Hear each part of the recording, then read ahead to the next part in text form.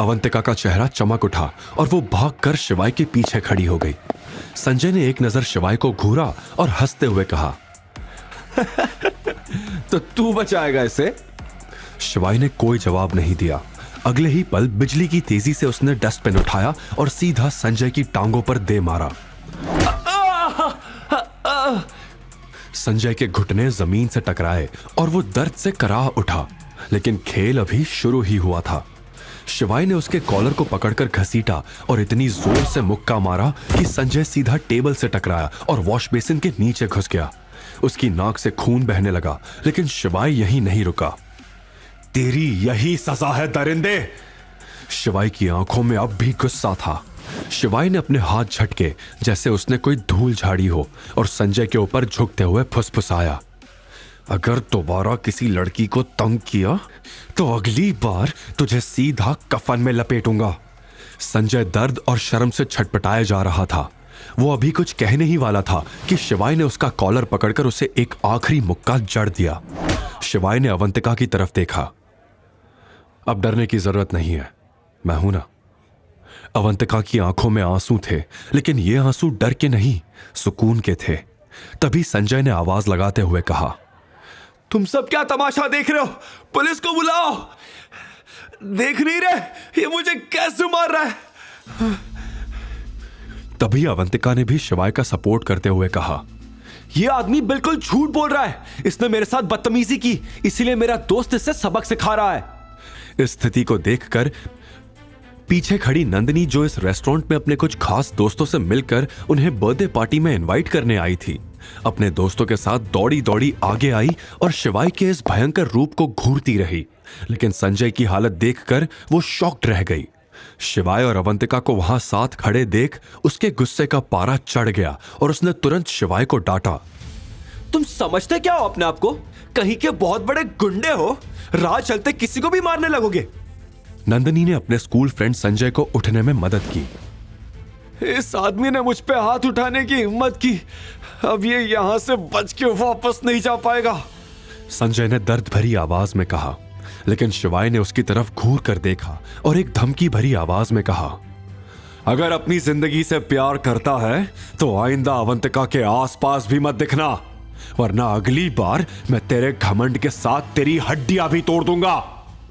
संजय की आंखों में डर साफ दिखने लगा। अब वो समझ चुका था कि आज के बाद अवंतिका उसकी जिंदगी से हमेशा के लिए दूर जा चुकी थी। तुरंत शिवाय अवंतिका के पास गया और उसने पूछा, तुम ठीक हो? अवंतिका ने भी मासूमियत के साथ सिर हिलाकर हां कर दिया। जैसे ही शिवाय और अवंतिका वहां से निकलने लगे, वैसे ही नंदिनी ने गुस्से से चिल्लाते हुए कहा, तुम दोनों में थोड़ी सी भी शर्म बची है या नहीं? तुम किसी को भी इस तरह मार के वहां से जा नहीं सकते। अभी के अभी इससे माफी मांगो। माफी? और वो भी इससे? शिवाय ने एटीट्यूड में कहा। फिर अवंतिका का हाथ पकड़ के वहां से निकल गया। देखा तुमने नंदिनी, तुम कितने प्यार से बात कर रही थी, और एक वो है कसम पैदा करने वाले की, आज ये यहां से जिंदा बच के नहीं जा पाएगा। संजय ने अपना फोन निकाल के किसी को कॉल किया। बड़े भाई कैसे हो? एक काम था आपसे, क्या आप मालवीय नगर के इंदौर ग्रिल्स रेस्टोरेंट में आ सकते हो? लड़कों को लेकर एक पंगा हो गया है, ठीक है? यह कहकर उसने कॉल काट दिया। अब देखना तुम तमाशा। संजय ने बगल में खड़ी नंदिनी से कहा। दूर खड़ी नंदिनी ने रूम नंबर 27 पर, जहां शिवाय और अवंतिका बैठे थे, धावा बोल दिया और दरवाजा खोल के कहा, शिवाय, तुम्हें अब यहां से निकल जाना चाहिए। जो तुम हो ही नहीं वो तुम बनने की कोशिश क्यों कर रहे हो? तुम्हें तुम्हारी रखेल मिल चुकी है ना, तो इसे लो और यहां से निकलो।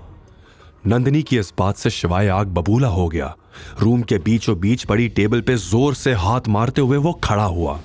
लेकिन तभी उसकी नजर देव पर पड़ी, जो कि रेस्टोरेंट के मेन गेट से अपने दोस्तों के साथ अंदर आया। उसके हाथ में वही वुडन बॉक्स देखकर शिवाय चौंक गया। उसी वक्त उसे मालूम चल गया था कि हो ना हो देव और दिनेश के बीच कोई ना कोई संबंध जरूर था। फिर देव की नजर भी शिवाय पे पड़ी और वो सीधे अपने दोस्तों के साथ शिवाय के प्राइवेट रूम की ओर आया। देव की नजरों में शिवाय के लिए खुन्नस भरी हुई थी। तो मिस्टर शिवाय यहां भी मौजूद हैं? देव की आंखें सिर्फ और सिर्फ शिवाई पे टिकी हुई थी। नंदिनी ने बीच में कुछ बोलना चाहा, लेकिन देव ने उसे रोक दिया।